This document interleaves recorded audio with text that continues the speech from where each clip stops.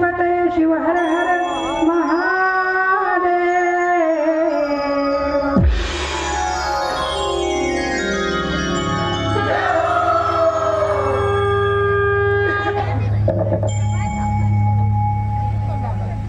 अखिल coat ब्रह्मांड नायक भक्त वंचित करुणा वरुण आले तरी ती विनिंदित पितांबरधारी श्री भगवान कृष्ण यांची वाङ्मयी प्रति महामूर्ती म्हणजे श्रीमद भागवत महापुराण। आणि काल या महापुराणामध्ये आपण भगवंताचे दोन अवतार बघितलेले आहेत। एक वराह अवतार आणि दुसरा भगवान नरसिंहाचा अवतार। राजा परीक्षितीला श्रीमद भागवत ग्रंथाचं रसपान श्री शुकाचार्य देत होते।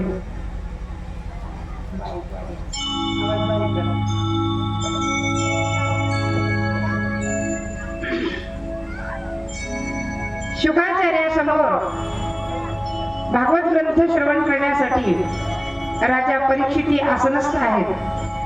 सर्व राज्याचा त्याग करून आपल्या उद्धारार्थ आपल्या जीवनाचं कल्याण व्हावं यासाठी अगदी मनापासून भगवान शुकाचार्याच्या मुखातील एक एक शब्द आणि एक एक कथा मोठ्या भक्तिभावाने श्रवण करीत होते।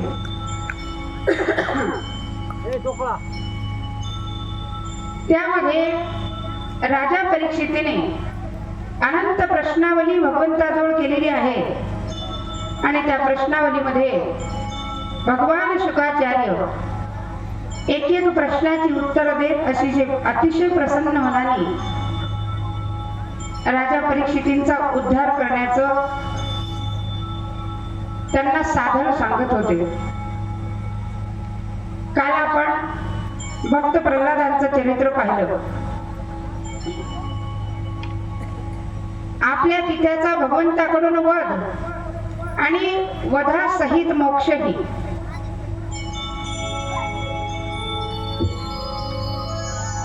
त्यानंतर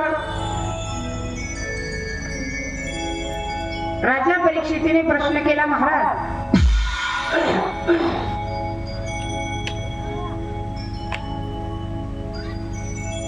आपल्या मुखामधून मी असं ऐकलं होतं पण कथा मात्र पूर्ण विस्तारपूर्वक श्रवण केली नव्हती। ज्या गजेंद्रांनी आपल्या परिवारासाठी आपला अख्खा देह झिजवला त्या गजेंद्राची कथा मला ऐकण्याची इच्छा झाली आणि ते तुम्ही मला सांगा।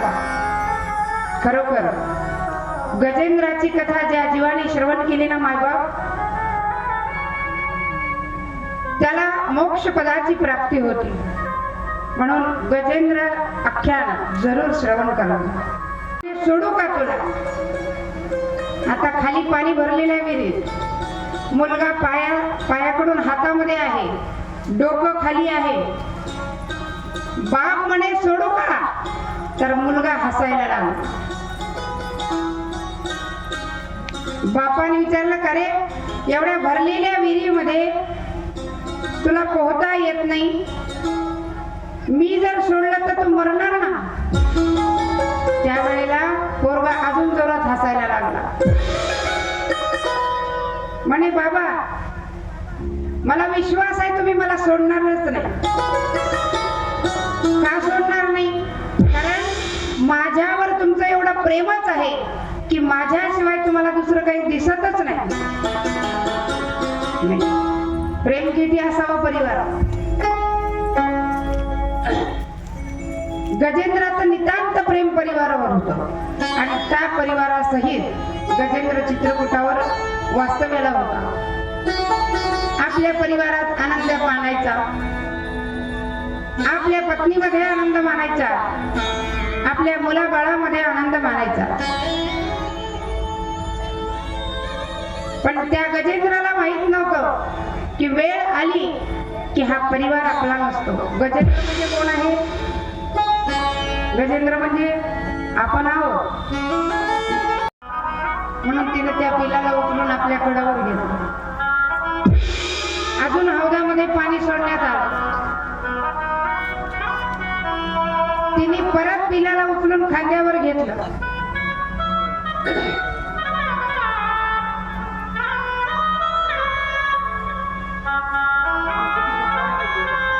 पिलूला खांद्यावरती घेतल्यानंतर अजून हौदात पाणी सोडण्यात आलं. आणखी तिला वाटलं आपला पिलू मरून जाईल, म्हणून तिने पिलाला डोक्यावरती घेतलं. पाणी अजून हौदात सोडण्यात आलं. आता माकडीनीच्या पायापासून कमरेपर्यंत पाणी आलं, कमरेपासून गळ्यापर्यंत आलं, गळ्यापासून तोंडापर्यंत आलं आणि पाणी नाका तोंडात जाऊ लागलं. तेव्हा माकडीनीने काय केलं, वरचं पिलू पायाखाली घेतलं आणि त्याच्यावर उभी राहिली.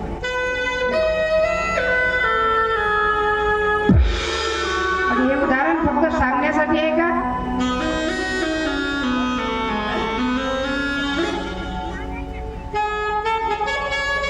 त्याच वेळेला सर्वांना कळालं की आपला जीव प्यारा आहे. हा जीव एवढा प्यारा आहे की कुणालाच वाटत नाही कुणासाठी जावं म्हणून. त्या हत्तीनीला वाटलं की माझ्या मालकाचं माझ्यावर प्रेम आहे, माझ्या मुलाबाळावरती प्रेम आहे. काय माझे मालक मला जीव लावता. पोरांना सांगत होती, बरं हो, बापासारखा दुसरा बाप नाही रे, बघा किती जीव लावतो, नाही का. आणि मस्त जलक्रीडा करायला लागले. आणि जलक्रीडा करत असताना हत्ती ही सोंडेने पाणी टाकण्यात घुमल्या पत्नीच्या अंगावरती पाणी टाकत आहे. पण तेवढ्यात काय झालं, पाण्यामध्ये एक नक्र होता. नक्र म्हणजे मगर. त्या मगराने त्या गजेंद्राचा पाय पकडला.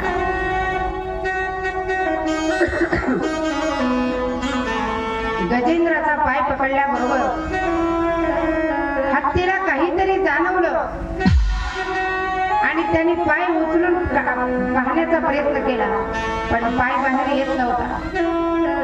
जसा जसा वर उचलून पाहण्याचा प्रयत्न केला तसा तसा पाय आतमध्ये जाऊ लागला. त्याच वेळेला गजेंद्राने पत्नीला सांगितलं, अगं माझ्या पायाला कुणीतरी धरलेलं आहे आणि मी खाली खाली चाललो. आता काय कर, तू माझ्या शेपटीला धर आणि मला पाण्याच्या बाहेर ओढण्याचा प्रयत्न कर. तिने हत्तीने सांगितल्याप्रमाणे केलं. शेपटीला पकडलं तरी हत्ती सुटत नाही, खाली खाली जाऊन राहिला, वर येत नाही. आपल्या मुलांना सांगितलं, मुलांनो अरे मला धरा. नाही, 2-3 पिलं होती. त्या हत्तीनीच्या पिल्लांनी हत्तीनीला पकडलं. पण ज्या अर्थी आपला मालक खाली खाली जातो, हत्तीनीचे विचार बदलले. हत्तीनीने विचार केला, हा काही वाचण्याच्या परिस्थितीत दिसत नाही, कारण एवढी ताकद लावली तरी हा बाहेर येत नाही. खाली पकडणारा मजबूत असावा. नाही, म्हणून काय करावं, आता याला सोडून देण्यातच मजा आहे. म्हणून हत्तीची शेपूट सोडून दिली आणि पोरा बाळांना सांगितलं, तुम्ही वर व्हा. आता तुमचे बाबा काही आता परत येणार नाही.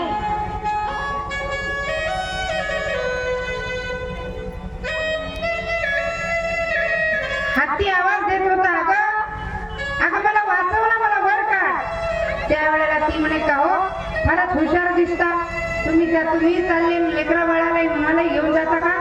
नाही का, जा म्हणे तुम्ही एकटे टाटा. प्रेम आहे का? 5 मिनिटं आधी वर्णन करणारी पत्नी, आपला नवरा संकटात आहे, आपला पती संकटात आहे, आपला मालक संकटात पडल्याबरोबर हत्तीनीने साथ सोडली आणि काठावरती येऊन उभी राहिली. त्यावेळेला गजेंद्राने मनात विचार केला, काय केलं नाही मी या परिवारासाठी. माझी पिलं लहान होती, त्यावेळेला कुठून का होईना चारा आणून मी त्यांना देत होतो. आणि खरंच परिवारासाठी सर्व माणूस करत असतो. किती कष्ट करतो बरं माणूस परिवारासाठी. उठला तेव्हापासून झोपेपर्यंत कष्ट आणि कष्ट. कष्ट दिसत नाही. बायकांनो, तुम्ही लक्षात घ्या. तुम्हाला वाटतं आम्ही घरातलं सगळं करतो, पण घरात आणून देणारा जर असेल तर तुम्ही करू शकाल.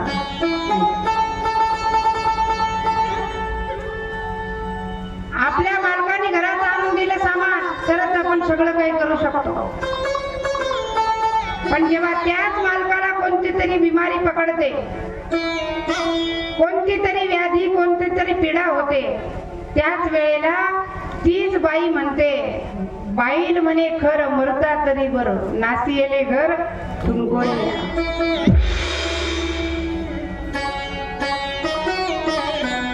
किती कष्ट करता बरं तुम्ही.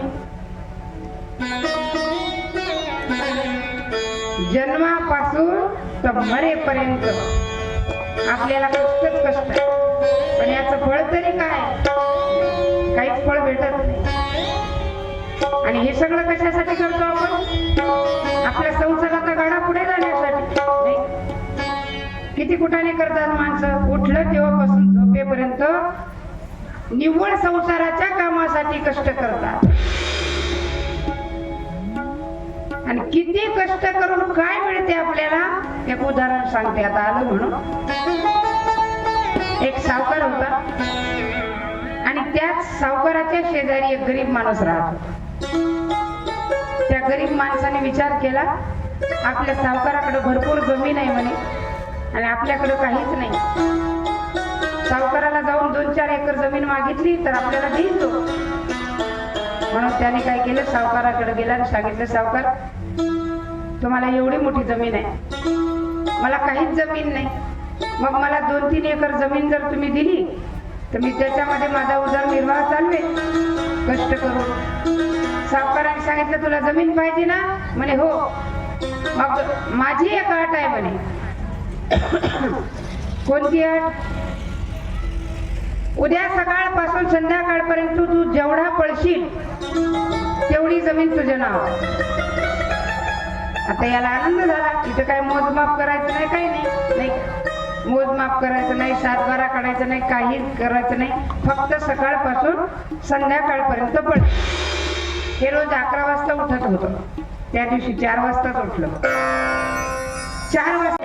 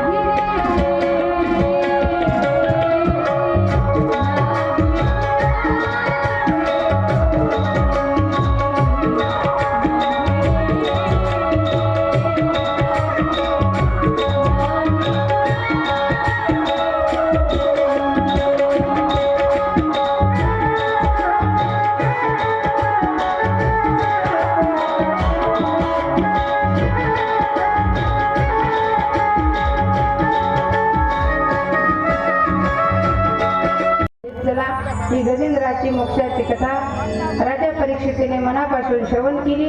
आज आपल्याला पटपट लोक शुकाचार्यांना आणखी उद्धाराच्या कथा विचारत असताना भगवान शुकाचार्यांना एक कथा अशी विचारली की ज्या कथेमधून जे समुद्र मंथन आहे त्या समुद्र मंथनाची कथा भगवंताला विचारली आणि त्यामध्ये सुद्धा भगवंताचे 2, 3, 4 अवतार आहेत. बरोबर. असे सर्व भागवतामध्ये भगवंताचे 24 अवतार सांगितलेले आहेत.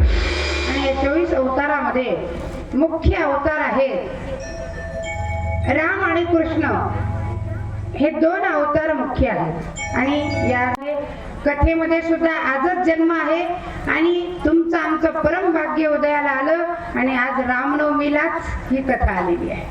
त्यामुळे खरोखर आज आपल्याला त्रिवेणी संगम आहे इथे आणि या त्रिवेणी संगमामध्ये आज आपल्याला भरपूर नाहून घ्यायचं 4:45 वाजेपर्यंत. गोपाल कृष्ण भगवान की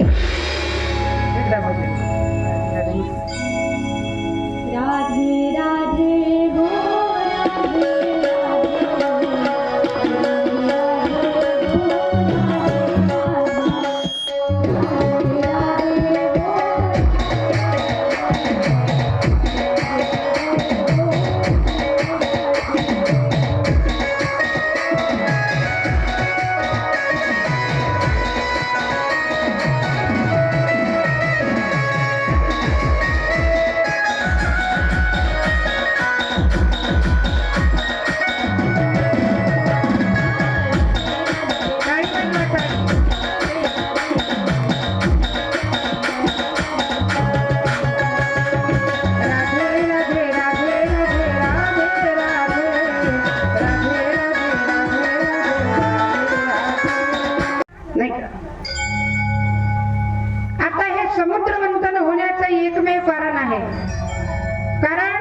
समुद्रातून 14 रत्न बाहेर निघाली म्हणजे हे रत्न काढण्यासाठीच समुद्राचं मंथन झालं. समुद्राचं मंथन करायचं आहे त्यावेळेला देव आणि दानव या दोघांमध्ये समुद्र मंथन करण्याचं ठरवलं. आता हे मंथन करण्यासाठी मंथन करणे म्हणजे घुसळणे. आता ते घुसळायचं आहे तर घुसळण्याला काय आणावं? आता समुद्रात केवढी रवी लागणार आहे? आता ही रवी कशाची करायची? तर सर्व देवलोकांनी सुचवलं की मंदराचल पर्वत आणायचा. त्या मंदराचल पर्वताची रवी करायची. आता या रवीला फिरवण्यासाठी दोर केवढा लागेल? मग जगामध्ये सर्वात मोठा साप आहे त्याचं नाव वासुकी. वासुकी तो आपण पाहिलाही नाही, इथून पुढे कधी पाहणारही नाही आणि आपल्याला दिसला तर आपण राहणारही नाही, इतका मोठा असतो तो. वासुकी नावाचा सर्प त्याचा देवांनी दानवांनी दोर बनवला आणि मंदराचल पर्वताचा रवी बनवला. मंदराचल पर्वत समुद्रामध्ये टाकला. वासुकी सर्पाने फासा घेतला आणि मुखाकडून देवांनी पकडलं आणि शेपटीकडून दानवांनी पकडलं. दानव म्हणजे कोण? राक्षस लोक नाही. दानवांनी पकडल्यानंतर दानव म्हणू लागले देव लोक फार चतुर आहे, तोंडाकडून धरलं आणि आपल्याला शेपटीकडून धरायला लावलं. पण खऱ्या अर्थाने देवानी तो शहाणपणा केला होता. का धरलं होतं? समुद्रामधून आपल्यालाही त्रास होईल म्हणून अगोदर आपण धरलं म्हणजे यांच्या डोक्यात घालून देऊ आपण की त्या इकडे यावं. मग त्या देवांनी सांगितलं बरं बाबा तुम्ही मोठे, तुमचा आलं लक्षात नाही. मग सगळे दानव मुखाकडून आले आणि देव शेपटीकडून गेले आणि देवाला तेच पाहिजे होतं. पण घी अगर सीधी उंगली से नहीं निकलता तो उंगली टेढ़ी करनी पड़ती है, म्हणून देवाला हा प्रयत्न केला होता. आले शेपटीकडून, इकडून दानव आहे. आता ज्या मुखाकडून दानव आहे त्या वासुकीच्या मुखामधून श्वास सोडल्याबरोबर थोडं थोडं विष बाहेर निघायचं आणि त्या विषाच्या फवाऱ्याने समोर येणारे सर्व भस्मसात होऊन जात होते. असं करून अर्धे दानव त्या वासुकीच्या विषालाच गेले अर्ध्या दानवामध्ये मंथन चालू आहे, रवी फिरवणं चालू आहे. देव आणि दानव दोघही बलाढ्य, पण देवानी युक्ती सुचवली यांची ताकद कमी पडत आहे, म्हणून देव लोक त्यांच्यामध्ये शिरले आणि त्यांना ताकद दिली. अजून जोरात मंथन चालू आहे. समुद्राचं मंथन चालू झाल्यानंतर मंदराचल पर्वत हळूहळू समुद्रामध्ये जायला लागला. भगवंताला काळजी लागली. आता जर हे मंथन झालं नाही तर यातील रत्न बाहेर कसे काढायचे? मग ते मंथन झालं पाहिजे, त्यासाठी देवानी कुर्म अवतार धारण केला. कुर्म अवतार म्हणजे कासवाचा. आता समुद्रामध्ये मंदराचल पर्वत आहे, एवढा मंदराचल पर्वत आपल्या पाठीवरती घ्यायचा, तर कासवाचा केवढा रूप घ्यावा लागला असेल नाही का? अगदी एका पहाडाला एवढं. तेवढा भगवंताने अवतार घेतला आणि मंदराचल पर्वताच्या खाली पाण्यात प्रवेश करून त्याला आधार केला. पुन्हा मंथन चालू झालं. देवाला बरं वाटू लागलं, कारण बऱ्याच दिवसाची कोणी पाठ खाजवली नव्हती. म्हणून मंथन चालू आहे, असं फिरणं चालू आहे, इकडून तिकडं तिकडून इकडं. आणि म्हणून देवाला छान वाटायचं, पाठ खाजल्यासारखं सुख भेटायचं. कुर्म अवतार धारण करून मंदराचल पर्वत आपल्या पाठीवरती धारण केला. मंथन चालू झालं. मंथन चालू झालेले असताना सर्वप्रथम मंथनामधून एक विष निघालं. विष. त्या विषाचं नाव काय तुम्ही सांगू नका. विषाचं नाव काय? महिला मंडळ. समुद्रातून निघलेल्या विचारा एकमेकीला काय असेल माहिती, कोणाला ठाऊक. रोज आपण महादेवाचं मंदिर आहे, रोज आरती म्हणतो की नाही आपण? देवी दैत्य सागर मंथन पै केले, त्या माझी अवचित. काय म्हणतो? आला ना लक्षात? मग सांगा कोणतं विष? नाही बसला आमच्या डोक्यात. आरती रोज म्हणतो. सुख करता दुखारता वार्ता विघ्नाची, नुरवी पूर्वी प्रेम कृपा दे. तसं नाही.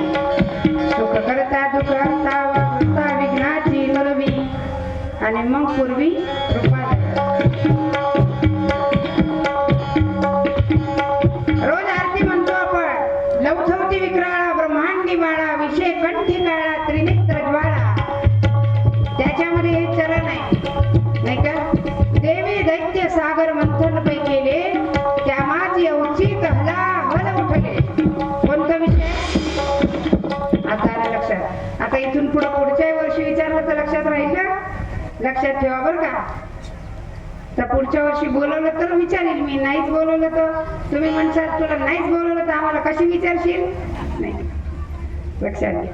हलाहल नावाचं विष निघालं, आणि ते हलाहल नावाचं विष एवढं विचित्र विष होतं, एवढं प्रखर होतं की ते आता ते विष कोणी घ्यायचं.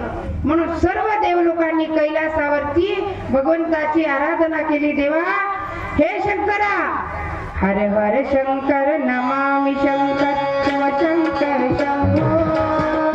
हरे हरे शंकर नमामि शंकर. तिने अवतार धारण केला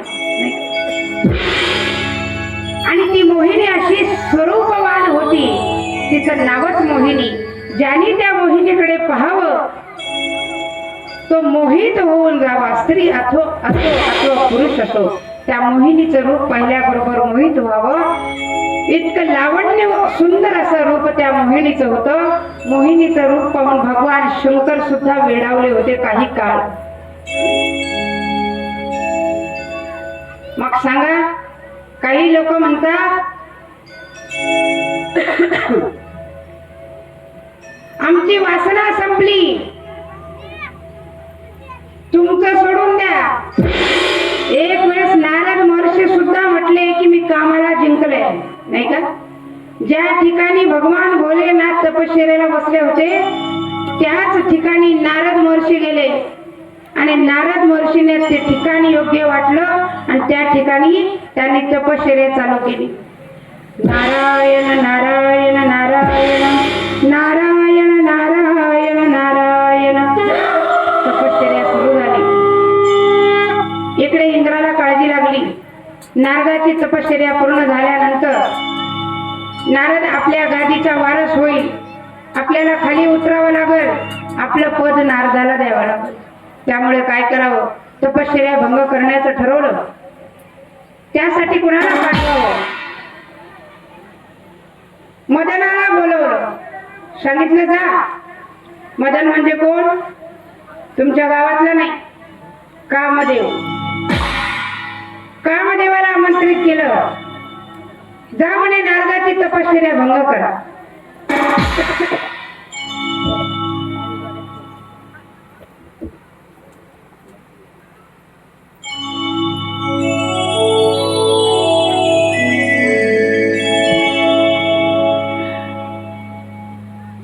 कामदेवाची तपश्चर्या, कामदेवाला पाठवलं नारदाची तपश्चर्या भंग करण्यासाठी. कामदेवाने सुरुवातीला नकार दिला. सांगितलं बाबा, मी तपश्चर्या भंग करण्यासाठी गेलो होतो शिवाची मागच्या वेळेस, पण शिवानी काय केलं, मला भस्म करून टाकलं. ती तरी कृपा झाली देवाची की माझ्या पत्नीने सांगितलं म्हणून मी वाचलो. पण आता मी कुणाच्या नादी लागणार नाही. इंद्राने सांगितलं तू जर नाही गेलास तर तुला मी संपवेन. म्हणून कामदेवाने ऐकलं आणि कामदेव नारदाची तपश्चर्या भंग करण्यासाठी आपली पत्नी रती हिला सोबत घेऊन गेला. नारद ज्या ठिकाणी बसलेले होते त्या ठिकाणी कामदेवानी प्रवेश केला. कामदेवानी प्रवेश केल्याबरोबर जे सर्व झाडं वगैरे वाळलेले होते ते झाडं कामदेवाच्या आगमनाने पूर्ण हिरवीगार झाली. सर्व लता वेली फलांनी फुलांनी भरून आली आणि असा गोड वातावरण. त्या वातावरणामध्ये तपश्चर्या भंग करण्याचं ठरवलं होतं. पण तपश्चर्या भंग झाली नाही. कामदेव अयशस्वी ठरला आणि वापस निघून गेला. नारदाची तपश्चर्या पूर्ण झाली. पूर्ण झाल्यावर समाधी उत्थान पावली. इकडे तिकडे पाहिलं आणि स्वतःच वर्णन स्वतः करत होते की आता मी कामाला जिंकले, नाही का. कामाला जिंकलं म्हटल्याबरोबर तिथून उठले आणि उठल्यानंतर कोणत्याही माणसाला आपण चांगलं काम केलं तर ते सांगावंसं वाटतं. एखाद्याने अन्नदान केलं की मी दान केलं, मी अन्नदान केलं, मी एवढे लोक जेवू घातले, हे सांगत सुटतात. खरं शास्त्र काय सांगू, तुम्ही अन्नदान करताना ते अन्नदान केलेलं सांगायचं नसते, नाही का. तुम्ही वस्त्रदान केलेलं सांगायचं नसते. हा, तुमच्याकडून पाप जर झालं तर ते सांगण्याचा तुम्हाला अधिकार आहे. पण तुम्ही जेवढं पुण्य कराल ना ते अजिबात सांगायचं नाही. लोक म्हणतात काय पंगत झाली आपली, नाही का. 2000 माणसं सहज जेवले, पुण्याचा क्षय झाला. खाऊ घातल्याचा फायदा झाला नाही. काही लोक म्हणतात मी महाराजांना बोलावलं, त्यांना एवढी दक्षिणा दिली. सांगू नये. पुण्य सांगायचं नाही, पाप झाकून ठेवायचं नाही. हे शास्त्राचा नियम आहे. पण आपलं उलट आहे. आपल्याकडून काही चूक झाली की ती चूक आपण झाकून ठेवतो आणि जे काही चांगलं झालं ते सांगत सुटतो, नाही का. नारदाला वाटलं सांगलेलं बरं, म्हणून आता सांगावं कुणाला. म्हणून धावत पळत कुणाजवळ गेले, भगवान भोलेनाथांजवळ. भोलेनाथाजवळ गेले. भोलेनाथ कैलास पर्वतावरती ध्यानस्थ बसलेले होते आणि भोलेनाथांना आवाज दिला, नमस्कार पिताश्री. अरे तुम्ही कसे काय आले आता मध्येच. काही नाही म्हणे, मी तपश्चर्याला गेलो होतो. भगवान भोलेनाथ म्हटले, अरे माझ्यासारखा साध्वी, माझ्यासारखा तपस्वी, माझ्यासारखा अलिप्त, माझ्यासारखा माया विरहित असणारा जीव जर कुठेतरी मोहित होतो तर तू तुझी कथा काय सांगतोस, नाही. त्यावेळेला नारद म्हटले जाऊ द्या, तुम्हाला माझी भाषाच कळत नाही. भगवान भोलेनाथ म्हणले थांब थांब थांब, आता ही गोष्ट मला सांगितली हरकत नाही, मी भोळा आहे, माझ्या मनात ठेवील, मी कोणाजवळ सांगणार नाही, पण आता याची वाच्यता पुढे करू नकोस. सांगितलं ठीक आहे. पण कैलासाहून खाली निघल्याबरोबर त्यांनी विचार केला, महादेवांनी सांगितलं की कोणालाच सांगू नको, असं कसं सांगू नको, नाही का. मग गेले ब्रह्मदेवाजवळ. नमस्कार पिताश्री. ब्रह्मदेवानी आशीर्वाद दिला, यथोचित स्वागत केलं आणि सांगितलं पुत्रा कुठून आलास.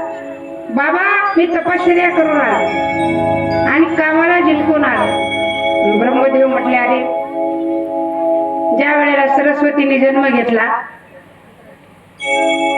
मी बापासून मी मोहित झालो होतो, तर तुझी काय कथा आहे, नाही का? बरं जाऊ दे म्हणे, झाला असेल कामापासून परावृत्त, कामाला जिंकला असेल, आता ही गोष्ट पुन्हा कोणाला सांगू नको. असं कसं सांगू नको. विष्णू राहिले ना, विष्णूकडे धावत गेला आणि विष्णूला सांगितलं पिताश्री दंडवत घालतो आणि मी आता जे आलो ना, मी कामाला जिंकून आलो. त्यावेळेला विष्णू म्हटले बाबा, कामाला जिंकणार या भूतलावर ना जन्माला आलं ना येणार.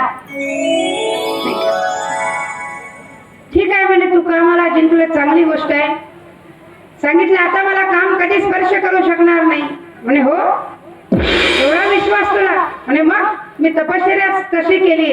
आणि तपश्चर्या करण्याची जागा कोणती होती, ज्या ठिकाणी भगवान भोलेनाथांनी तपश्चर्या केली त्या ठिकाणी मी तप केलं आणि ती जागा माया विरहित आहे आणि म्हणून मला कामाने स्पर्श करू शकला नाही. मी कामाला जिंकलं, मी कामाला जिंकलं. स्वाभिमान झाला आणि गर्व झाला. गर्व कुणालाही होऊ द्या, देवाला होऊ द्या. पुरुषाजवळ उभी राहिली म्हणजे अर्थात नारदजी जवळ उभी राहिल्याबरोबर तिने एक क्षण पाहिलं, झटका मारला, असं केलं. पाहिल्याबरोबर झटका मारला आणि पुढे निघून गेली. पुढे काय, सगळी लाईनच सोडून दिली. मागच्या लाईनीत गेली, त्याच्या मागच्या लाईनीत गेली, त्याच्या मागच्या लाईनीत गेली. भगवान शिवाचे 2 गण त्या लाईनीत होते. त्या गणांनी पाहिलं आणि गणांनी सांगितलं महाराज, अहो ती झटका मारून का गेली माहित आहे, तुमचं रूप तर पाहून यायचं होतं. त्यांनी सांगितलं माझं रूप हरी रूप झालेलं आहे, आता मी विष्णू सारखा आहे, माझ्या रूपाला काय झालं, नाही का. त्यावेळेला शिवाचे गण म्हणत आहे महाराज बरं ठीक आहे, तुम्ही हरिरूप झालात हरकत नाही, आता ती पाठी मागून येईल आणि घालेल तुम्हाला थार, आधी सगळे तपासून तर येऊ द्या. ती गेली तर पाठीमागच गेली आणि सगळ्यात पाठीमागच्या लाईन मध्ये भगवान विष्णू बसलेले होते. या विश्वमोहिनीने जाऊन त्यांच्या गळ्यामध्ये वरमाला घातली आणि वरमाला घातल्याबरोबर राजाला कळालं विवाह संपन्न झाला. विष्णूला आणलं, विश्वमोहिनीला आणलं, स्वागत केलं आणि त्यांना रथात बसून पाठवून दिलं. इकडे नारदजी बसलेले आहेत. नारदजी वाटच पाहत होते. शिवाचे गण म्हटले पाहता काय, गेली पण ती लग्न करून, नाही का, चला आता घरी.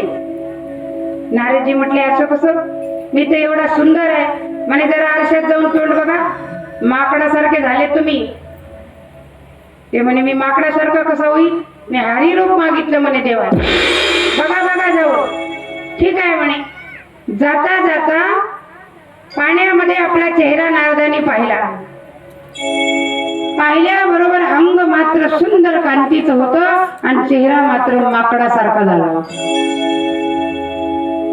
अतिशय राग आला विष्णूचा आणि राग आल्यानंतर विचार केला मी तर हरी रूप मागितलं होतं, मग यांनी मला माकड का केला असावं, म्हणून रागाने परत विष्णू मध्ये गेले आणि विष्णूला आवाज दिला, हे विष्णू तू कपटी आहेस, तू छल करणार आहेस, तू माझं असं रूप केलेलं आहेस.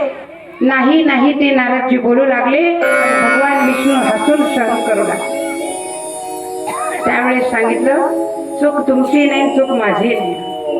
तुम्ही मला सांगून गेले होते की मी कामाला जिंकलो आणि मी छोटीशी तुमची घेतलेली परीक्षा आहे. तुम्ही कामाला जिंकलं का नाही हे पाहण्यासाठी मी ते सगळं तयार केलं होतं. शिलानिधी कोणी नाही, विश्वमोहिनी नाही, ते नगरही नाही, हे सगळं मायावी आहे. त्यांनी सांगितलं असं का केलं?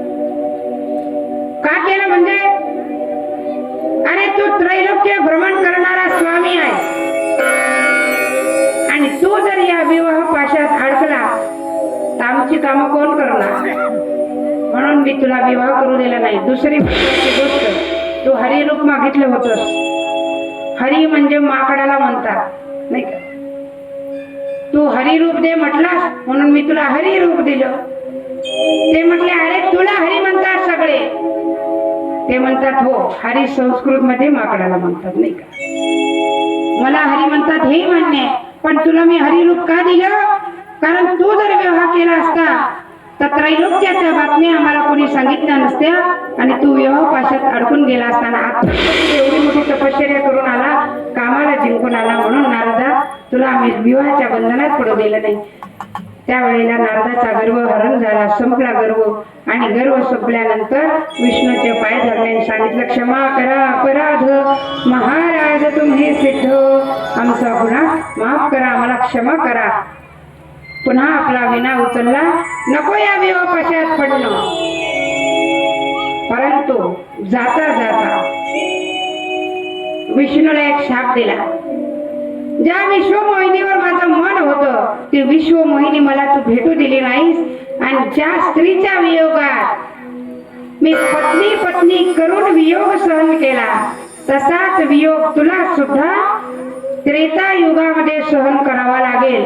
पत्नी पत्नी म्हणून. आणि त्रेता युगामध्ये पत्नी पत्नी म्हणून कोण फिरत होतं? ज्यांचा आता आपल्याला थोड्या वेळात जन्म करायचा आहे, प्रभू रामचंद्र नाही का?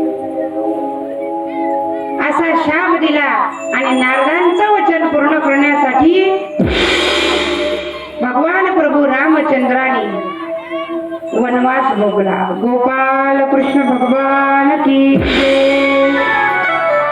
म्हणून सांगत होते गर्व येता कामा नये. विश्व मोहिनीला पाहून सर्व मोहित झाले.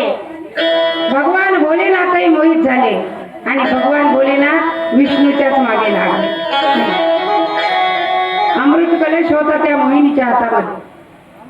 त्या स्त्रीला पाहिल्याबरोबर सर्व दानव अमृत कलश सोडून तिच्या मागे लागू लागले आणि शेवटी तिने तो अमृत कलश घेतला आणि देव दानवामध्ये याचं वाटप करायचं.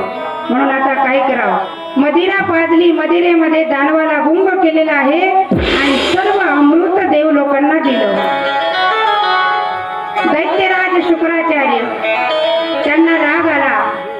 राजा बली त्यांना सुद्धा राग आला. का राग आला? कारण की सर्व अमृत देव लोकांनी प्राशन केलं आणि आपल्याला ते मिळालं नाही. म्हणून राजा बलीने ठरवलं सर्व राज्य आपण घ्यायचं, इंद्राची गादी हलवायची, इंद्राचं राज्य आपण घ्यायचं. म्हणून राजा बलीने युद्ध सुरू केलेलं. दैत्यराज शुक्राचार्य हे राजा बलीचे गुरु आहेत. समुद्र मंथन इथे संपलं.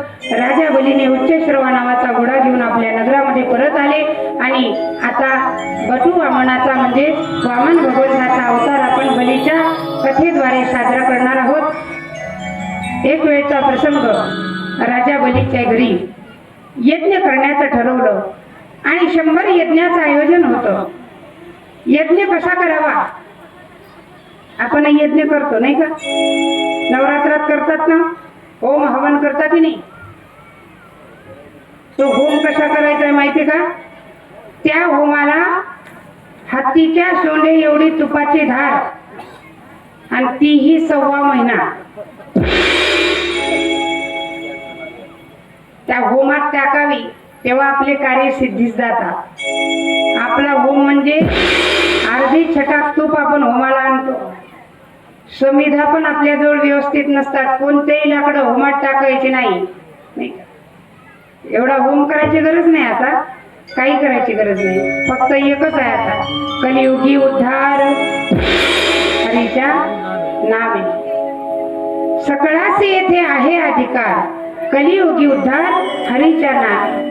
त्रेता युगात, द्वापार युगात, सती युगामध्ये होतं ते सगळं. होम हवन, जप तप, योग, यादना, साधना करणं हे काम पहिल्या युगात होतं.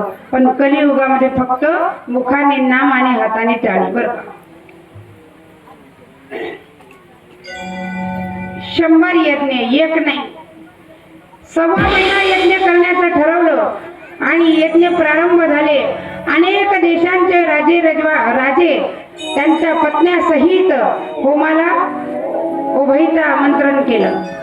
सर्व होम करण्यासाठी आलेले आहेत. आणि राजा दानीच होता. आणि माणसाने सतत दान करत राहावं. जितकं दान केलं ना तितकं आपल्याला मिळत असते. प्रमाण एका बीजे करिता नाश, पुढे भोगावे कणीस. आलं का लक्षात? तुम्हा सर्वांकडे शेती आहे ना? शेतामध्ये तुम्ही पोतभर बी एकाच जागी टाकता का? किती बी टाकता? एक नाही तर 2. त्या ठिकाणी थोड्या थोड्या अंतरावर 2-2 बिया टाकता. पुढे झाड उगल्यानंतर त्याला एकच येतं का बी? नाही. म्हणून महाराज म्हणतात एका कर्म करत जा. केलेलं दान पुन्हा सांगत जाऊ नका मी एवढं दान केलं म्हणून, नाही का? दान दिल्याचा फायदा आहे आपल्याला. एक जर दिलं तर आपल्याला दुप्पट मिळत असते. म्हणून देत चला. आपण दान देत नाही. आता वर्गण्या बघून राहिली मी तुमच्या, नाही राग मानू नका कोणी. एवढा मोठा भव्य आणि दिव्य कार्यक्रम आहे. काय लागत नाही या कार्यक्रमाला. 17 वेळ बंद पडत राहते, नाही का? त्याला एक पिन आणायला 1-1.5 हजार रुपये लागतात साऊंडवाल्या दादांना. सगळी महाराज मंडळी आहे. या लोकांनाही घर दार लेकरं बाळ बायको सगळं सोडून इथे बसले. त्यांचंही काहीतरी चाललं पाहिजे का नाही? कशासाठी? आमचा पैसा फुकटचा नाही आहे. तुम्हाला 10 रुपये द्यायचं जीवावर येते, पण आम्ही गेलो ना तर तुम्हाला कुठेतरी तुमचे 10,000 रुपये घालावे लागतात. मी म्हणत नाही, याच्यात लिहिलेलं आहे. आणि ज्याला गरज आहे ना त्याला खरंच द्या. ज्याला गरज नाही त्याला देऊ. ज्याला आवश्यकता आहे त्याला नक्की द्या. तुमचं कल्याण झाल्याशिवाय राहणार नाही. आपण ज्याला आहे त्यालाच देऊन टाकतो. मग दान घेणाराही पापी आहे, दान देणाराही पापी ठरतो. पण ज्याला गरज आहे, ज्याला भूक लागलेली आहे त्याला अन्न द्या. ज्याला पाण्याची गरज आहे, ज्याला तहान लागली त्याला पाणी द्या. तहानेल्या जीवन भुकेल्यासी अन्न, तेने कृपा करील नारायण. म्हणून लक्षात घ्या, दान करत चला. इथं वर्गण्या बघून राहिली मी. एवढा मोठा भव्य आणि दिव्य मंडप आहे. 7 दिवसीय कार्यक्रम आहे. एवढं अन्नदान होते. कितीतरी माणसं जेवून जातात आणि वर्गणी 201 रुपये. शोभलं का आपल्याला? खरं सांगा बरं. नाही. आपण जर हॉटेलात गेलो, एक बिस्लेरी घेतली, बटाटा वडा, भज्याची प्लेट, खिचडीची प्लेट घेतली तर आपले 300 रुपये लागतात. याच्यावर कोणी लक्ष देत नाही. 201 रुपये आणि पुन्हा नाव सांगा म्हणतात माईक मध्ये. एक माणूस तर म्हणे, म्हटलं वर्गणी किती दिली? भरपूर दिली म्हणे. नाही का? म्हटलं दिली किती? अहो कमी दिली का? 21 रुपये दिले म्हणे. म्हटलं बापरे, एवढे मोठे पैसे दिले? आणि तुमच्या घरात माणसं किती आहे? काही माणसं जास्त नाही म्हणे. आमच्या घरात 10 माणसं आहेत जेवायला. रोज सकाळ संध्याकाळ मंडपातच. कुठं पुरले 21 रुपये? नाही. आता वर्गणी मागायला जातात का नाही कुणाच ठाऊक तुमच्या इथले अध्यक्ष. मला तर अध्यक्षाची भेट नाही झाली अजून. 4 दिवस झाले मला येऊन.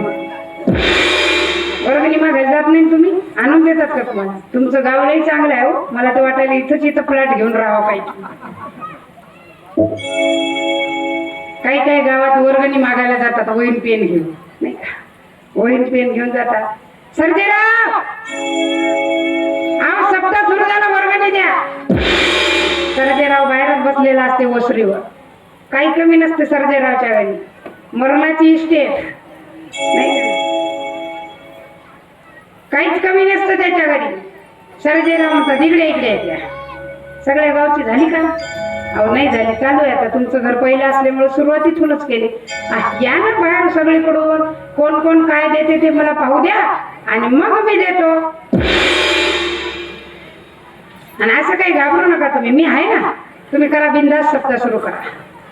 यांना विश्वास देतात, आश्वासनात घेतात आणि पुन्हा सगळ्या गावात पट्टी मागून आल्यानंतर दुसरा दिवस सप्त्याचा, दुसऱ्या दिवशी म्हणतात अरे सर्जेरावची पट्टी राहील. सर्जेराव घरात असतो, त्या सर्जेरावची बाई सगुना बाहेर झाडून काढायलेली असते. ती सगुना पाहते, सगुना लय गुणाची. ती सगुना म्हणते अहो काय, अहो ते कालचे मागणारे आले ना, एका भिकारी आहेत का मागायला, ते आतूनच सांगते मी घरी नाही म्हणून सांग, मी घरी नाही म्हणून सांग.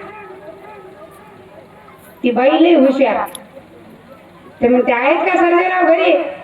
काय हो म्हणले पाटील, तुम्ही लवकर आले असते तर आता 5च मिनिटं झाले म्हणे ते बाहेर गेले. किती लबाडाई नाही का, उचलू उचलू हाणाव धरून आपण. पण काय करू देवा, सत्ता नाही हात. ती सांगते सर्जेराव घरीच नाही, 5 मिनिटाच्या आधीच गेले. ते पुन्हा बिचारे जातात. फार त्रास आहे बरं का हे कार्यक्रम करायला. आता तुमचं गाव चांगलं आहे, इथं वर्गणी आणून देतात म्हणून, पण काही काही गावाला सप्ताह संपला तरी लोक पट्टी आणून देत नाही. पुन्हा सर्जेरावनच आतमध्ये, समजा सर्जेरावला बाहेरच काढायचं देवानं जर ठरवलं तर किती वेळ लागेल? देवानं ठरवलं आता की सर्जेराव माझ्यासाठी नाही ना, मग मी तरी त्याची चिंता का करू? मग सर्जेरावनं त्यांना एकच गुचकी द्यावी. संपला सर्जेराव. आपलं काहीच नाही, हे सगळं त्याचंच आहे. आले आले देवाधीच्या मना, आले आले देवाधीच्या मना,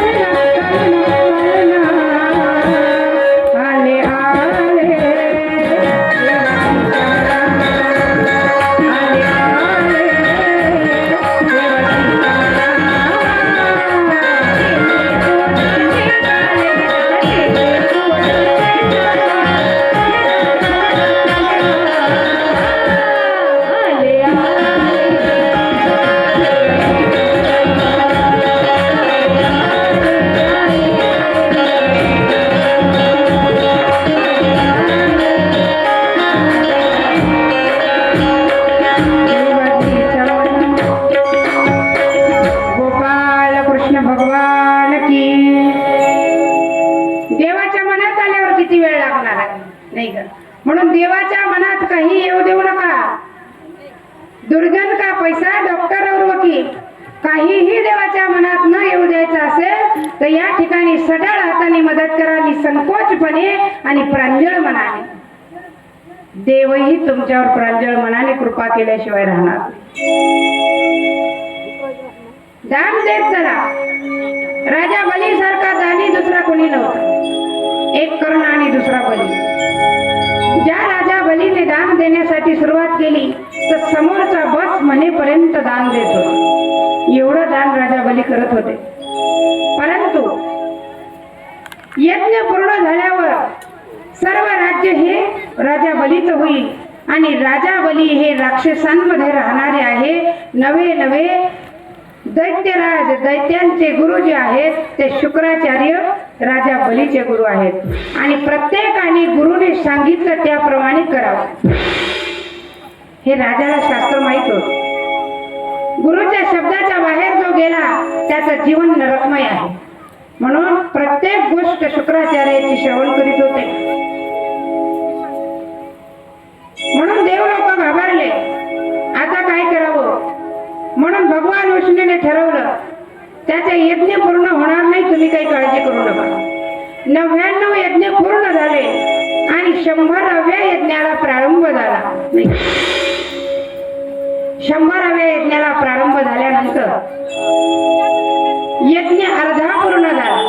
आता काहीच शिल्लक राहिलेला होता. तेवढ्यामध्ये भगवान विष्णूने वामन भगवंताचा अवतार घेतला. अतिशय छोटा अवतार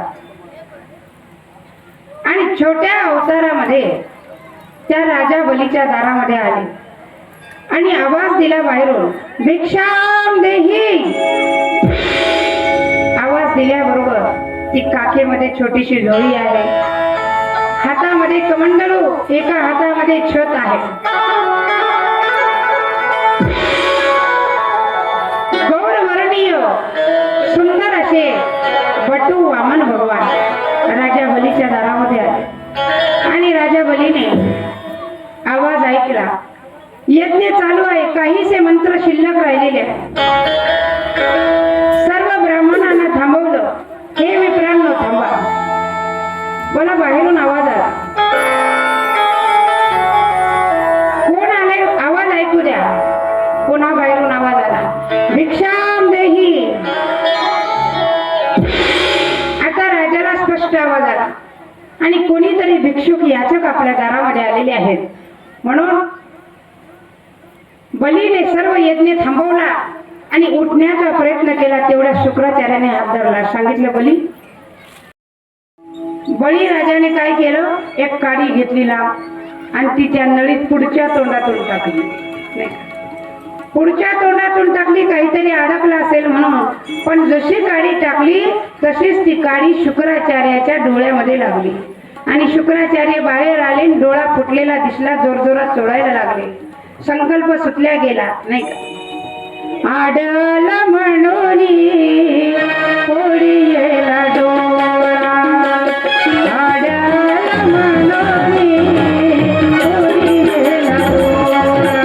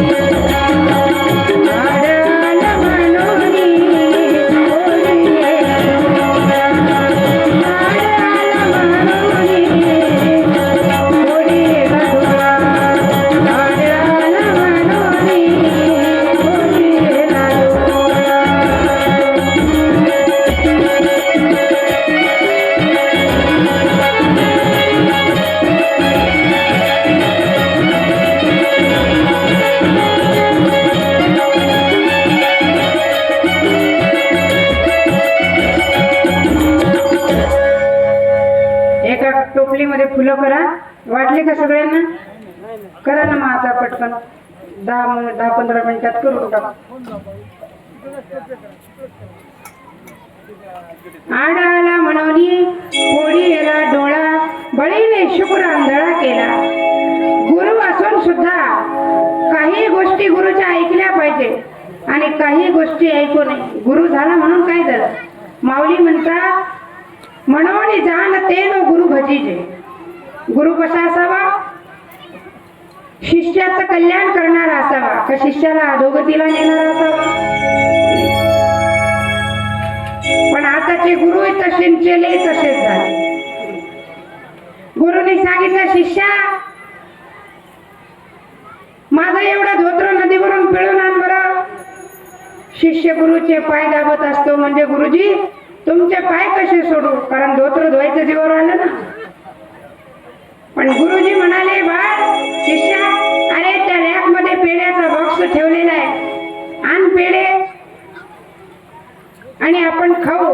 म्हटलं ठीक आहे गुरुजी, तुमची आज्ञा कशी मोडू.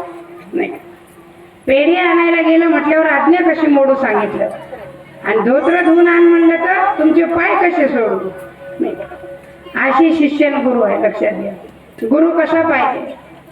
कोई ज्ञान की बात बताए ऐसा कोई गुरु मिले, कोई ज्ञान की बात बताए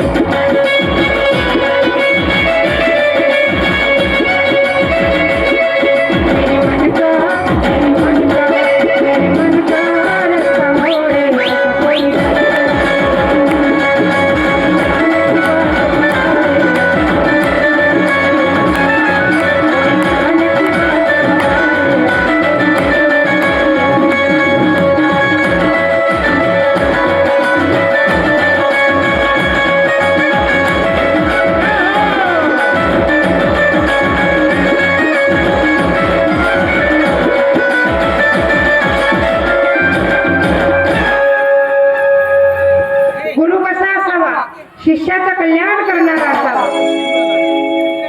पण दैत्यराज शुक्राचार्य हे बलीचे गुरु होते, पण राजाला ज्ञात होत की काय ऐकावं आणि काय ऐकू नये. आपल्या हिताचं जर आपल्यापेक्षा लहान जरी सांगत असतील तर त्यांचं अवश्य ऐकावं, आणि आपला अधोगतीला नेणार आहे, आपल्या पेक्षा वयाने जास्त आहे, त्यांचा अजिबात ऐकू नये. शास्त्र सांगतं मोठ्यांचं ऐकावं, मोठ्यांचा मान सन्मान आदर करावा, परंतु मोठे जर आपल्याला खड्ड्यात घालत असतील तर त्यांचं ऐकू नये. आणि आपलं हित आपल्यापेक्षा लहान असून साधत असतील तर त्यांचं अवश्य ऐकत जा, नाही का. चांगदेव किती वर्षाचे होते? 1400 वर्षाचे. ज्या चांगदेवाने 14 वेळेस यमाला वापस पाठवलं होतं, एवढी ताकद, एवढा अधिकार, आणि त्या चांगदेवाला 5.25 वर्षाच्या मुक्ताबाईने ज्ञान द्यावं. ज्या वेळेला पत्र लिहायचं होतं चांगदेवांना, ज्ञानेश्वर माऊलींसाठी, काय लिहावं कळत नव्हतं. चिरंजीव लिहावं का तीर्थरूप लिहावं का तीर्थस्वरूप लिहावं, काही कळतच नव्हतं. कारण वयाने लहान आहे, ज्ञानाने पराकाष्ठेला पोचलेला आहे. काय लिहावं, लिहायचं सुधारलं नाही. 14 वेळेस एवढा ज्ञानी विद्वान चांगदेव असून त्यांनी कोराच्या कोरत पत्र पाठवलं. ते पत्र वाचलं नाही. शेवटी मुक्ताबाई म्हणाल्या, सांगा, अरे 1400 वर्षाचा तू तरी अजून कोराच राहिलास का?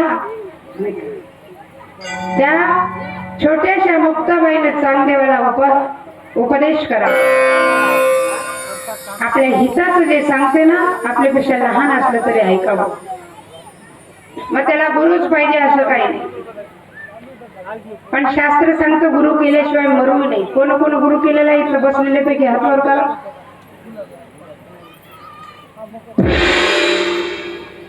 बापरे, बाकीच्या का महागुरु केले काय? गुरु करत जा. गुरु केल्याशिवाय तुम्हाला मोक्ष नाही का? आणि गुरु कितव्या वर्षी करावा? वयाच्या 7व्या वर्षी गुरु करावा. आपण 70 वर्षाचे होतो तरी गुरुची ना आपली भेट नाही.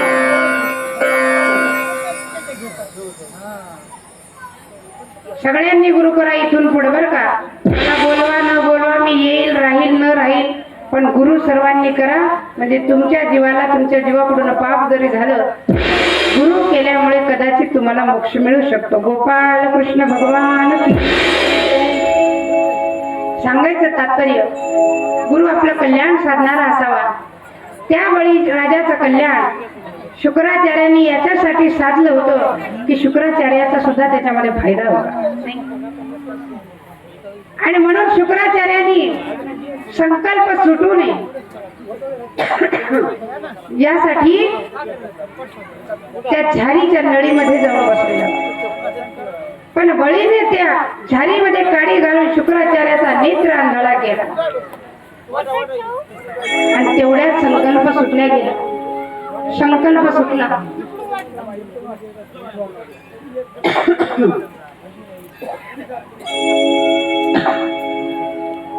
अतिशय प्रसन्न झाले वामन भगवान. मागा आता संकल्प सोडला. त्यावेळेला राजाला वामन म्हणत आहे, तू मला काय देऊ शकतोस? राजाने नखशिखांत पाहिलं, खालून वरपर्यंत बटू वामनाकडे पाहिलं. मनात विचार केला, एवढे वामन भगवान हे काय मागतील बरं? मागून त्यांची झोळी एवढी काय पाहिजे दे मागा. एखादं राज्य देऊ, गायी दान देऊ का भूमिदान पाहिजे, अन्नदान, सुवर्ण द्रव्य काय पाहिजे ते? भगवंतानी रत्नमालेकडे पाहिलं. रत्नमाला, तुझी ही इच्छा मी पुढच्या जन्मात पूर्ण करतो. पण आपला भाऊ पाताळात गेला हे पाहिल्याच्या नंतर तिला राग आला आणि तिने सांगितलं, तुझ्यासारखा जर मला मुलगा असता ना तर तुला विष प्राशन करून मारला असता. देवाने सांगितलं, रत्नमाला, हे दोन्ही गोष्टी मी एकाच जन्मात एकाच अवतारात पूर्ण करतो. तथास्तु. आणि दोन्ही गोष्टी पूर्ण करण्यासाठी कृष्ण अवतार घेतला. बलीला पाताळात घातलं आणि बली पाताळात घेतल्याचं सर्वांना दुःख झालं आणि सर्व देवलोकांनी पुष्पवृष्टी केली आकाशातून. कारण जे राज्य बलीच्या हातात जाणार होतं ते राज्य वाचल्याचा आनंद सर्व देवलोक स्वर्गामध्ये करू लागलेले आहेत. एक भजन म्हणा आणि नंतर आपण राम जन्म करूया. सर्वांना तोपर्यंत फुलं वाटून द्या बरं. हॅलो. हरी नंद मुकुंद हरी नारायण हरी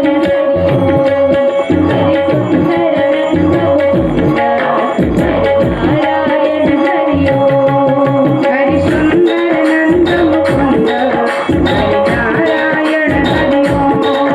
हरी सुंदर नंद मुकुंद हरी नारायण हरी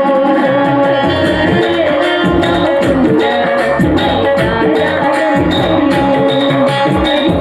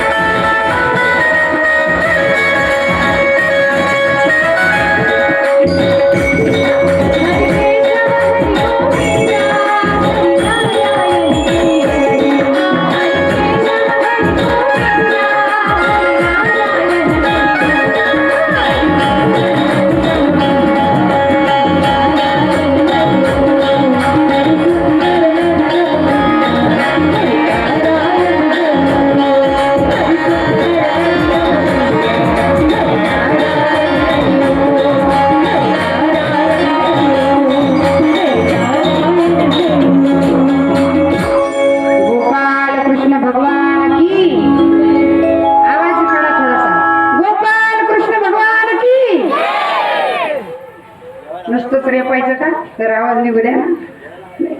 जेवायला आहे, घाबरू नका बरं का. हाय अजून 3-4 दिवस टेन्शन घेऊ नका. जितका आवाज निघेल तितका काढा. गोपाल कृष्ण भगवान की हर हर हर हर हर हर. असा आवाज आला पाहिजे तर चांगलं वाटते जरा. आता आपण राम जन्माच्या कथेकडे वळूया. आता प्रभू रामचंद्र हे आपल्यापर्यंत कसे आले आणि यांनी अवतार का धारण केला. राम जन्म आपल्याला थोडक्यात उरकवायचा आहे. आज आपलं परम भाग्य, आज रामनवमी आहे. पण रामनवमी ही 12च्या दरम्यान करायला पाहिजे होती, परंतु कथेमध्ये सुद्धा रामजन्म असल्यामुळे मला माहिती आहे आपण 12 वाजेपर्यंत येतच नाही का. मी किती तोंड वाजवलं तरी काही फायदा नाही. तुम्हाला ते तुमच्या डोक्यात फिट बसलेलं आहे. 2 म्हणजे 2 वाजताच मंडपात आलं पाहिजे नाही. 1 वाजता काल सांगितलं होतं, 1 वाजता माझ्याशिवाय आणि साऊंडवाल्या दादाशिवाय कुणीच नव्हतं मंडपात. ते म्हटले होते मला, ताई करा सुरू, आपण दोघं चालू करू. म्हटलं काय सुरू करावं, वाचणारे नाही, ऐकणारे नाही. वक्ता तो वक्ता नव्हे, श्रोते विन. श्रोतात जर नसेल तर वक्त्याचा शहाणपणा काय कामाचा. त्याच्यामुळं तुम्हाला परफेक्ट माहित आहे 2 वाजताच यायचं, आणि तुम्ही आज माझी वाट लावणार हेही माहिती आहे मला. कारण माझं कीर्तन इथून 250 किलोमीटर आहे, आणि तुम्ही जर 2 वाजता आले तर कथा कशा सांगायच्या. आधीच्या कथा सांगाव्याच लागल्या तुम्हाला, ते मी खूपच उडत्या सांगितल्या, नाही तर मी खूप लांब लचक सांगत असते एकच कथा बरं का. आता रामजन्माकडे वळूया. सुंदर असा आज महत्वाचा प्रसंग आहे, महत्वाचा दिवस आहे, सोन्याचा दिवस आहे. आज झाले रामराज्य काय उन्या मासी, धरणी धरी काही वळले. रामराज्य येणार आहे आणि रामाचा जन्म अशा प्रकारे झालाय. भगीरथाचा पुत्र आहे दीर्घबाहू, दीर्घबाहूचा पुत्र आहे रघु, रघुचा पुत्र आहे अज, अजाचा पुत्र आहे दशरथ. राजा दशरथ हे अयोध्येचे राजा आहेत, आणि अयोध्येच्या राजाला 3 पत्न्या आहेत. प्रामुख्याने 700 पत्न्या आहेत. सॉरी 700 पत्न्या आहेत बरं का. कुणाला? राजा दशरथाला. पण 3 पत्न्या मुख्य आहेत, सुमित्रा, कौशल्य आणि कैकेयी. या 3 पत्न्या अतिशय जीवाभावाच्या, एक मताने राहणाऱ्या सवती आहेत. सवती कोण? सवती समजते ना तुम्हाला? सवत, एका नवऱ्याच्या 2 बायका, त्याला म्हणतात सवत नाही. सवती असून बहिणीप्रमाणे राहत होत्या, आणि राजाही त्या परिवारात खुश होता. परंतु राजाला एका बाजूने दुःख होतं, त्यांच्या घरामध्ये पुत्र संतान नव्हती. बघा 700 पत्न्या असून कुणालाच मुलबाळ झालं नाही. काय भाग्य असेल राजा दशरथाच, दुर्भाग्यच म्हणावं. वशिष्ठ गुरु आहेत त्यांचे कुलगुरु, त्या वशिष्ठ कुलगुरूकडे गेले, आणि गेल्याच्या नंतर त्यांना सांगितलं, बाबा मी आता फार थकून गेलो, मला पुत्रप्राप्ती होईल का नाही. वशिष्ठाने सांगितलं, तुमच्या नशिबात एकदा 4 पुत्राचा आनंद प्राप्त होणार आहे, त्यामुळे तुम्ही थोडा काळ वाट बघा नाही का. उतार वय लागलेलं आहे, या उतार वयात काय आहे, परंतु त्यासाठी पुत्र कामेष्ठी नावाचा यज्ञ करावा लागेल. आणि या पुत्र कामेष्ठी यज्ञासाठी अनेक ब्राह्मण बुवा बोलावले, त्यांचे मंत्र उच्चार चालू आहेत, यज्ञ संपन्न होत आहेत. यज्ञ संपन्न झाल्याबरोबर त्या यज्ञातून एक पायस निघाला, त्या पायसातून प्रसाद निघाला, आणि तो प्रसाद राजाच्या हातात वशिष्ठ गुरुने दिला. सांगितलं 3 राण्यांना सारख्या प्रमाणात वाटून दे. 3 राण्यांना प्रसाद वाटण्याच्या हिशोबाने राजाने ते प्रसाद हातात घेतला, आणि सर्वप्रथम पहिला भाग दिला कौशल्य मातेच्या हातात, दुसरा भाग दिला सुमित्रा मातेच्या हातात, आणि तिसरा जो भाग आहे तो भाग दिला कैकेयीच्या हातात. कैकेयीला राग आला. कैकेयी ही सर्वात लहान बायको, लहान म्हणजे 3 बायकांपैकी शेवटून केली, आणि लहान कोणतंही लाडकच राहते. लहान लेकरू असू द्या नाही का, लहान पोरग असू द्या आपलं, ते लाडकं. कैकेयीला वाटायचं की मी राजाची लाडकी आहे, म्हणून तिला असं वाटायचं सगळ्यात अगोदर मला का प्रसाद दिला, परंतु शेवटी दिल्यामुळे तिनं तो हातातच धरला. पण तेवढ्यात काय झालं, वरती आकाशामध्ये एक घार घिरट्या घालत होती आणि ती घार तिला शाप होता. जोपर्यंत राजाच्या इथं यज्ञ होत नाही, त्या यज्ञातून पायस निघत नाही, तो प्रसाद कैकेयीच्या हातातून तो उचलत नाही, उचलून तो अंजनीच्या हातामध्ये टाकत नाही, तोपर्यंत तुला या घारीच्या जन्मात राहावं लागेल नाही. म्हणून त्या घारीनं तो योग साधला, कैकेयीच्या हातातला प्रसाद उचलला आणि तिकडे अंजनी माता तप करण्यासाठी बसली होती, त्या अंजनी मातेच्या हातात नेऊन टाकला आणि तिकडे अंजनी माता गरोदर आहे. इकडे काय झालं, हिला राग आला, एक तर प्रसाद उशिरा दिला, दिलाच्या दिला घारीनं नेला. तुम्ही सात्विक तिने सांगितलं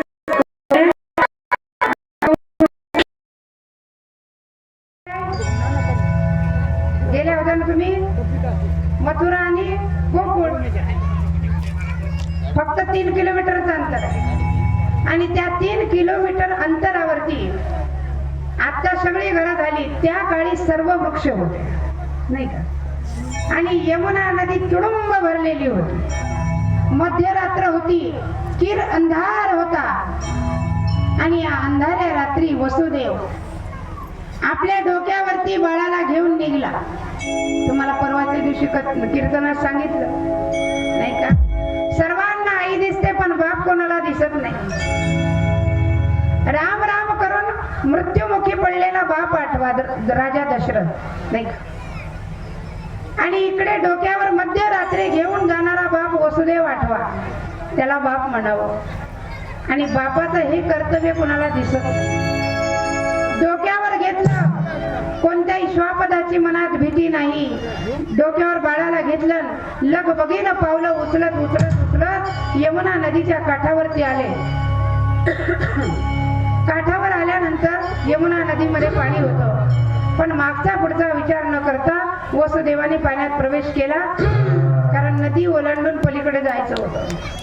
त्या नदीमध्ये प्रवेश केला आणि नदीत प्रवेश केल्यानंतर जसाच वसुदेवाने यमुना नदीत पाय ठेवला, त्या नदीचं पाणी वाढायला लागलं. वसुदेव तरी चालतच आहे, यमुना नदी आणखी ओसंडून व्हायला लागली. नव्हे नव्हे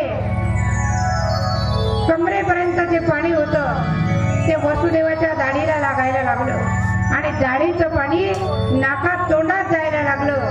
तरीही वसुदेवाने मागे पुढे पाहिलं नाही. तेव्हा भगवंतालाच वाटलं, भगवंताने सांगितलं, का ग कालिंदी, तू मला भेटायला आली पण माझ्या बापाचा तर विचार कर, सासऱ्याचा तर विचार कर. हे तुझे सासरे आहेत आणि सासऱ्याच्या तोंडात जाते काय, थांब तुला एक लाथ मारतो.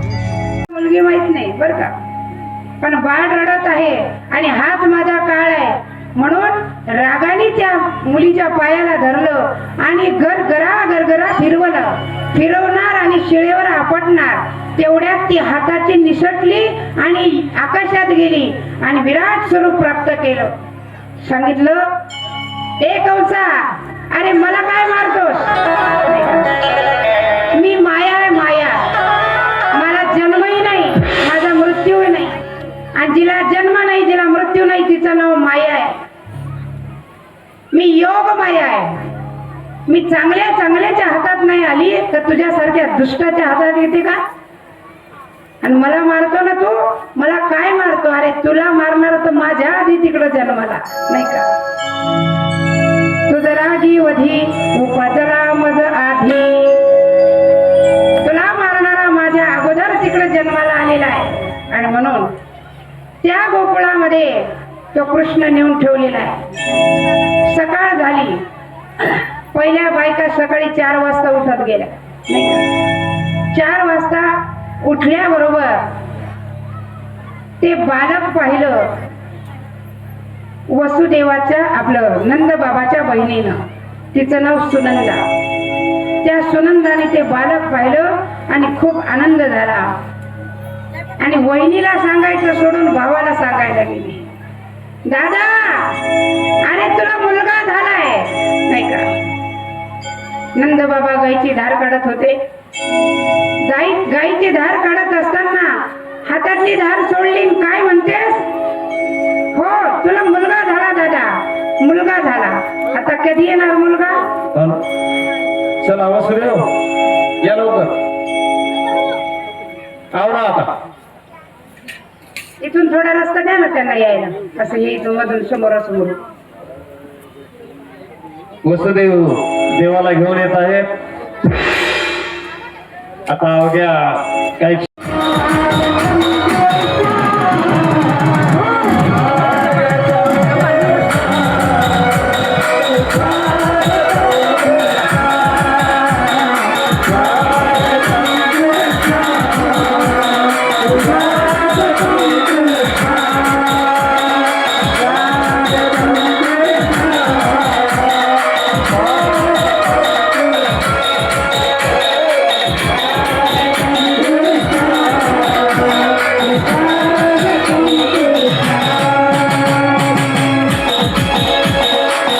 गोपाल कृष्ण भगवान की गोपाल कृष्ण भगवान की.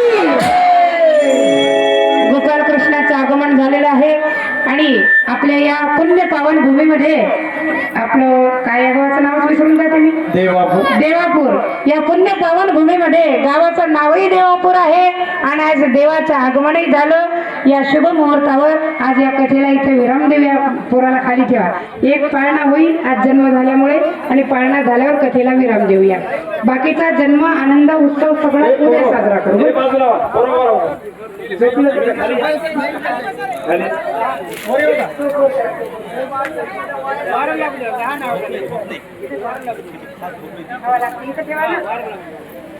महिला मंडळामध्ये कोणी पाळणा म्हणायचं असेल या समोर.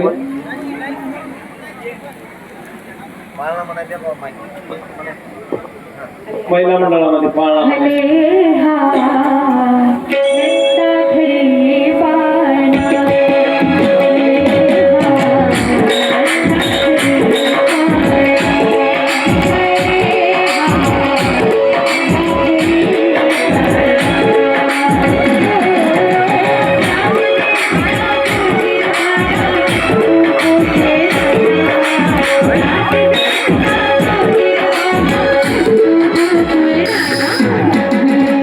हा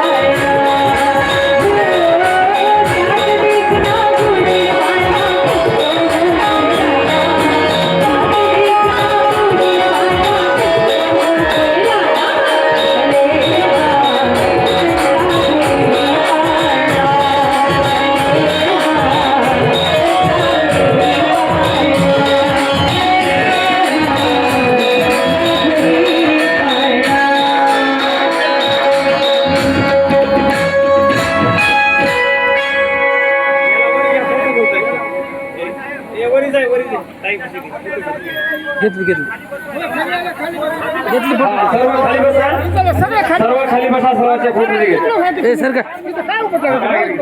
सर्वजण खाली बसा यांना एक पळ. कृपया सर्वांना बसून घ्या सर्वांचे फोटो घ्यायचे आजचे यजमान 1 मिनिट मी काय म्हणते